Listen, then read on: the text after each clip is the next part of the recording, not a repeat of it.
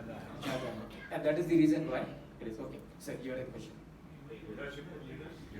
Okay, right. So now coming to leadership, power of subconscious.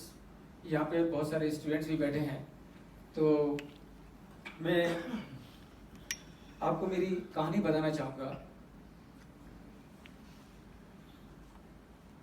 जब मैंने BCom किया, और मैंने बीकॉम किया राजस्थान से,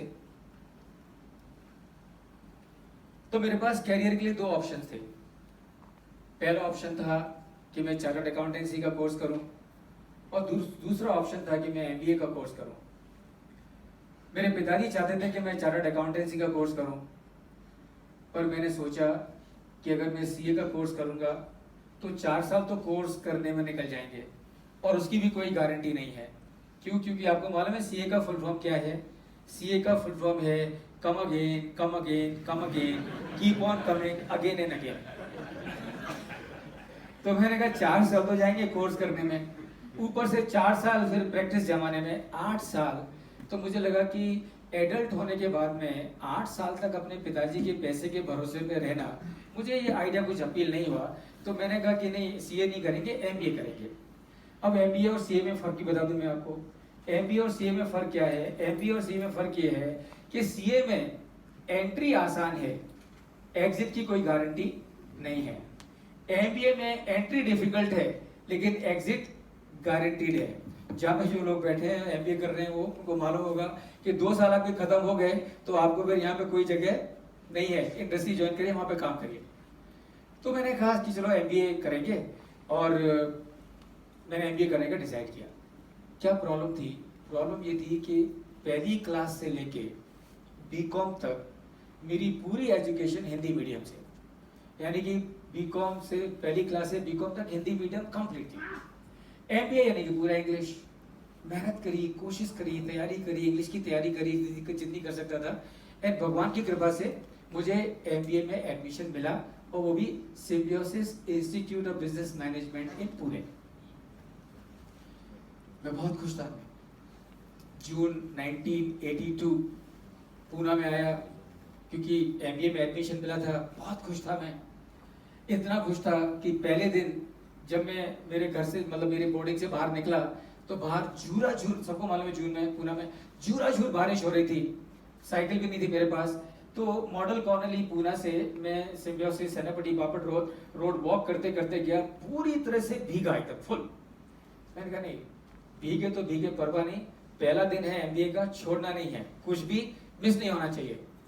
क्लास में घुसते समय मन में एक बार ख्याल आया, यार अपन पूरे भीगे हैं, सब लोग क्या सोचेंगे। मैंने कहा सोचने दो, परवाह नहीं, जाना है तो जाना है। मैं बैठा अंदर, बहुत खुश था मैं। लेकिन शाम होते होते वो मेरी पूरी खुशी नदारद हो गई। क्यों नदारद हो गई? क्योंकि मेरी क्लास में थे 60 बच्चे, और वो 60 बच्चों में से 59 बच्चे बोल रहे थे इंग्लिश फर्राटेदार एकदम, और एक बच्चा था जो था हिंदी मीडियम से, और वो था मैं। और मेरी जैसे जैसे वो फर्राटेदार इंग्लिश बोलते गए, वैसे वैसे मेरी घिघी बनती गई। इंग्लिश की तो बात छोड़ो, मुझे हिंदी में बोलनी भूल गया मैं, कि मेरी इतनी हालत खराब हो गई। तो मुझे लगा नहीं यार, ये मैं कुछ गलत जगह पे आ गया, ये जगह मेरे लिए नहीं है। तो फिर मैंने कहा नहीं यार, कोशिश करते हैं, एक दिन तो एक ठीक है, पहला दिन है, सब कुछ ठीक हो जाएगा। अगले दिन सेकेंड डे में हिम्मत करके कॉलेज आया, और सेकेंड डे क्या हुआ कि सबको मालूम पड़ गया क्लास में कि प्रमोद जैन की इंग्लिश इल्ले। और इसका मतलब क्या है, आपको मालूम है कि उस उम्र पे लोगों का क्या एटीट्यूड होता है। तो पूरी क्लास को मालूम पड़ गया प्रमोद जैन को इंग्लिश नहीं आती है। इसका मतलब, अच्छा बाय द वे, ऐसा नहीं है कि मैं इंग्लिश नहीं आती थी, मैं I could read English, I could understand English, I could write English, I could speak also in English, so long as I was alone, लोगों के सामने नहीं।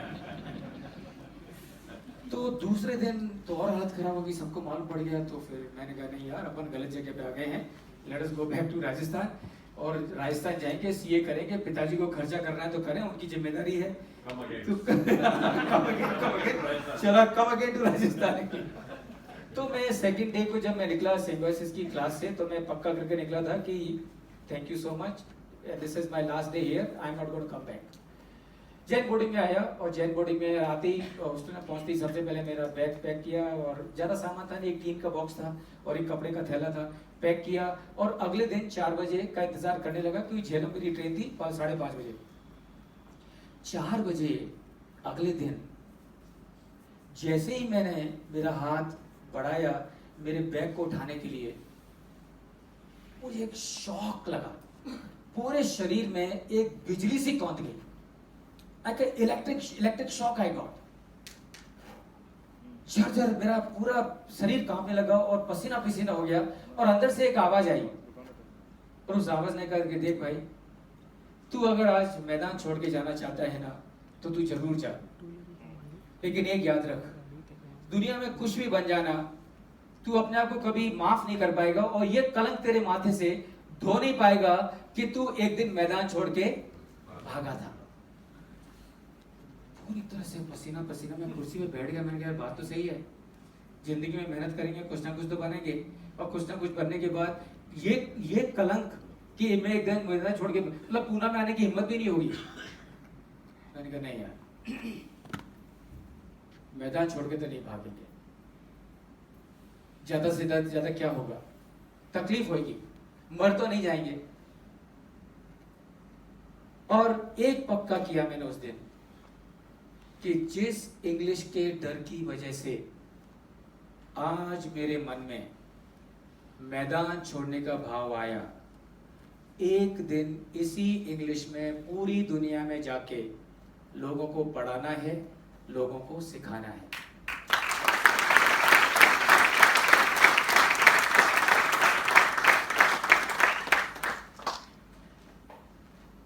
बॉक्स खोला, बैग खोला, सामान लगाया, अगले दिन कॉलेज गया। पहला सेमेस्टर डिफिकल्ट था, दूसरे सेमेस्टर में मेरा यूनिवर्सिटी में 3रा रैंक आया, तीसरे सेमेस्टर में 2nd रैंक आया और चौथे सेमेस्टर में मेरा 1st रैंक आया।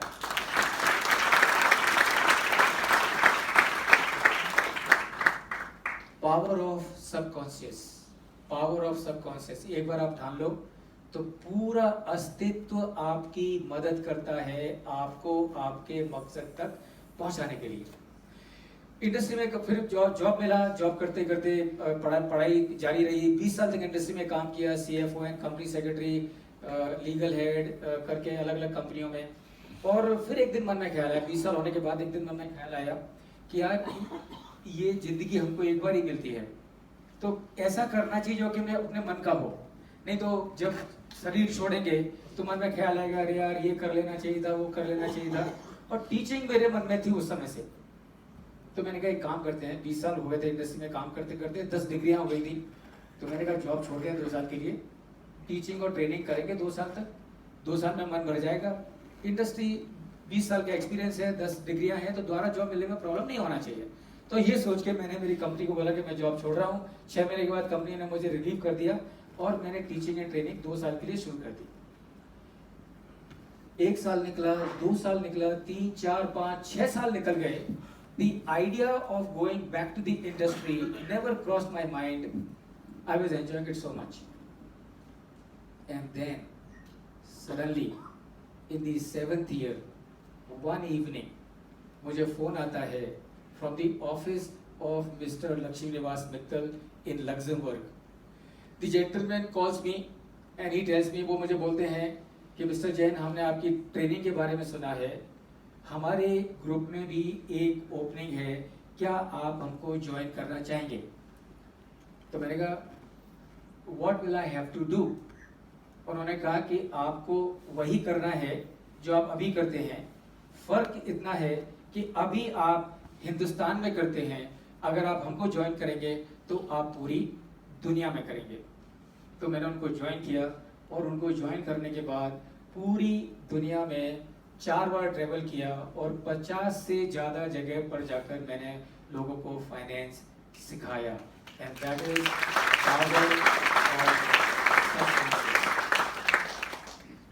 ये सारी जगह जहाँ मैंने प्रोग्राम दिए, ये सारे कुछ फोटोग्राफ्स हैं, जो कुछ फोटोग्राफ्स हैं जहाँ मैंने प्रोग्राम दिए हैं पूरे वर्ल्ड में। अगर आप ये देखें, ये पोलैंड है, ये भी पोलैंड है, ये लग्जमबर्ग है और ये रशिया है, ये आईफल टावर है, ये ब्राज़ील है, रियो डी जेनेरो ये भी ब्राज़ील है, ये फ्रांस है, ये भी फ्रांस है। और ये जो जगह है, अगर आप लोग नोटिस कर सकें तो मैं आपको बताऊं कि ये जगह क्या है। ये जगह है शिकागो में। और वो कौन सी जगह है? ये वो जगह है जहाँ पर आज से करीब 140 साल पहले स्वामी विवेकानंद ने वर्ल्ड रिलीजियस फोरम को एड्रेस किया था। और मुझे बहुत खुशी है कि जब मैं शिकागो जा रहा था तो मैंने ये सोच के निकला था कि कुछ भी हो जाए ये जगह पर जरूर जाऊंगा, पावर ऑफ सबकॉन्शियस। और आपको ताज्जुब होगा कि जिस होटल में मैं ठहरा था उसके एकदम बगल में ये जगह थी जहाँ पर ये स्टेज है। तो वहाँ पर गया और ये उस जगह का फोटो है। मुझे वर्क लाइफ बैलेंस खुद प्रैक्टिस करता हूँ और मैं यंगस्टर्स को बोलना चाहूँगा कि अभी से अपना ध्येय बना के चलो कि वर्क लाइफ बैलेंस तो आपको फॉलो करना ही करना है। मैं आपको बताऊं कि दुनिया में सबसे इम्पोर्टेंट अगर कोई चीज है, सबसे इम्पोर्टेंट तो वो है आपकी हेल्थ। यस और नो? आपका परिवार भी आपके बाद में आता है। Your family is at number 2, at number 1 is your health. सबसे पहले हेल्थ। क्यों? देखिए, जब एयरक्राफ्ट में बैठते हैं तो एयर होस्टेस बोलती है कि अपने बच्चे को मास्क लगाने से पहले अपना मास्क लगाएं। तो अगर आपकी हेल्थ अच्छी नहीं होगी तो आप अपने बच्चों की परवाह कैसे कर पाओगे? तो मुझे लगता है कि वर्क लाइफ बैलेंस बहुत इंपॉर्टेंट है। मैं खुद प्रैक्टिस करता हूँ और मैंने पूरी दुनिया में जाके लोगों को योगा, मेडिटेशन, ध्यान वगैरह के सेशन कंडक्ट किए हैं। ये सारे अलग अलग जगह से हैं। मेरा यूट्यूब चैनल है और जिस पर 1600 वीडियोस हैं on work life balance, on finance, on valuation, on insolvency, on any aspect of finance. तो अगर मैं लीडरशिप की बात करूं तो this is what is leadership. See what is leadership? Leadership क्या है? लीडरशिप बहुत सिंपल है। लीडरशिप का मतलब है to do what you are suppose to do.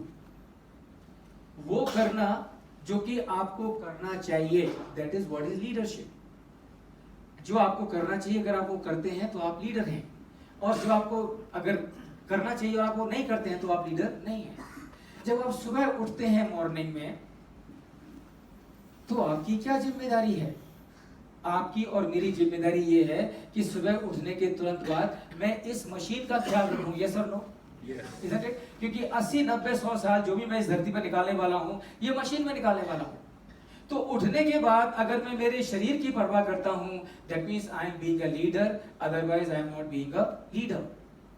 जब मैं ऑफिस में जाता हूं या क्लाइंट के पास में जाता हूं तो व्हाट इज माय रिस्पांसिबिलिटी? मेरी जिम्मेदारी है कि मैं मेरी कंपनी में इतना बढ़िया काम करूं कि मेरी कंपनी की प्रॉफिटेबिलिटी इंप्रूव हो, मेरे कंपनी का वैल्यू क्रिएशन इंप्रूव हो, मेरे क्लाइंट की प्रॉफिटेबिलिटी बढ़े, मेरे क्लाइंट की वैल्यू क्रिएशन बढ़े। अगर मैं वो करता हूं, I am being a leader, otherwise I am not. शाम को घर लौटने के बाद what is my responsibility? My responsibility is to spend time with my wife and with my children. तो अगर मैं शाम को घर लौट के आने के बाद मेरा समय मेरे बच्चों के साथ, मेरी पत्नी के साथ, मेरे माता पिता के साथ और मेरे भाई बहनों के साथ अगर निकालता हूं तो इसका मतलब आई am being a leader and not otherwise. This is the simplest definition of leader. आपको मालूम है दुनिया में एक बहुत बड़े लीडर हुए और उनका नाम है छत्रपति शिवाजी महाराज। और आपको मालूम है कि उनकी जो माता थी जीजा माता was also a big leader. क्यों जीजा माता was a big leader? क्योंकि शिवाजी ने वो किया जो उनको करना चाहिए था और जीजा माता ने वो किया जो उनको करना चाहिए था। रिमेंबर, अगर जीजा माता ने शिवाजी को सही संस्कार ना दिए होते तो शिवाजी ना होते। तो शिवाजी वॉज अ लीडर, जीजा माता वॉज ऑल्सो अ लीडर। समर्थ शिवाजी के गुरु। समर्थ ने युद्ध नहीं लड़े, समर्थ युद्ध के मैदान में नहीं गए, लेकिन समर्थ भी उतने ही बड़े लीडर थे जितने के शिवाजी। क्यों?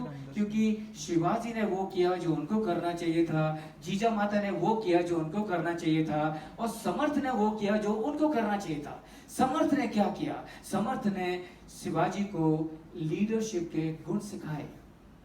एंड रिमेंबर, अगर जीजा माता ना होती, अगर समर्थ ना होते तो शिवाजी ना होते। And this is the simplest definition of being a leader. Please remember, leader का मतलब ये नहीं है कि वो लोग जिनके फोटो अखबार में आते हैं या जो टीवी पर आते हैं, और याद रखिए फोटो में अखबार सब तरह के लोगों के आते हैं, ये सब। तो लीडर का मतलब ये नहीं है कि आपका फोटो अखबार में छपे या टीवी पे आए। लीडर का मतलब ये है कि जो आपकी जिम्मेदारी है आप उसको पूरी तरह से निभाएं। And that is what is leadership all about.